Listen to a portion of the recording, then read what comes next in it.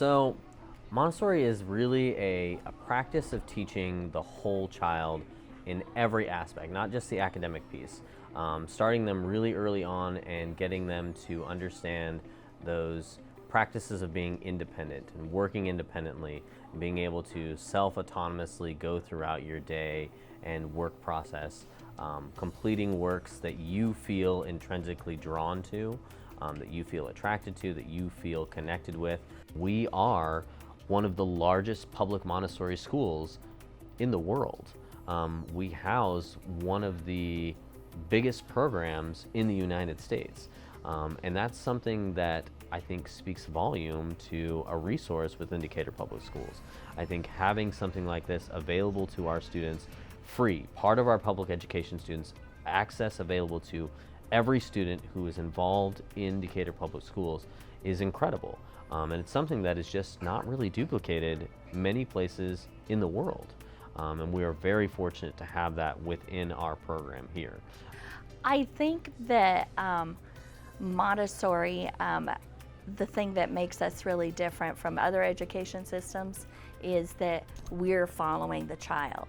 So we're learning very early on by seeing what things they gravitate toward off the shelves, what their interests are. Not everybody's going to be interested in letters the same day. Not everybody's going to be interested in numbers the same time. If you're giving them what they want at an appropriately, at an educationally appropriate level, they're going to thrive. The learning is rich and it's involved. It has meaning. So like when we were in a classroom earlier, we saw students, the teacher dismissed the students, and after she dismissed them, every student got up and they knew exactly what the process was. They didn't need the instructor or the teacher to guide them through every little step. They knew where materials were, they knew exactly the process to get started, and we start that early on, so that way as they progress older, they have that skill already ingrained in them. So really it's just the teacher's job to introduce new skills, new processes, new academic pieces, and the students utilize those base skills to basically progress throughout their own learning. The students know what they're expected to do, what they're expected to complete within a given amount of time. Now when we're first starting in early childhood classrooms, we're learning how to sit. We're learning how to be quiet and respect somebody else's turn to talk. But as the year progresses, then yes, we have work plans just like the upper grades do. So to the outside eye, we talk about in classrooms, in public school classrooms, you tend to see the sage on the stage, a person standing in front of a classroom of 30 or 40 kids. Everybody's on the same page, everybody's doing the same thing. In Montessori, we're the guides on the side.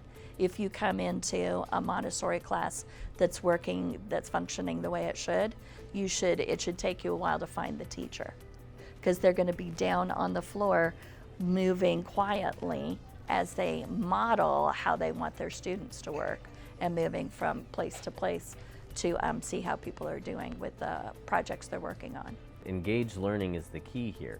If you're engaged in something, you're less likely to be distracted or to distract others. So they're talking quietly because what they're working on is something that they want to work on. And they're choosing to work on those things. We give them the freedom of choice, the different things in the room, the different works that they can pick.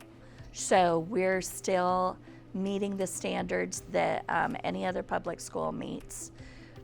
There's a challenge with that in that some things, the way Maria Montessori does math, for example, is we learn addition, then we learn multiplication, then we go into subtraction and division, which when you think about it logically, that makes more sense. However, state standards haven't caught up with that. So while we endeavor to be as true to Montessori as we can, we still have standards we have to answer to. Yeah, I love my kids. I don't have my own kids, so I get to borrow my family's kids for 3 years. I like that part of Montessori as well, where we're really making connections with our families and with our children. And then I get to see them in line for the bus or, at the library. So to me, those connections are forever.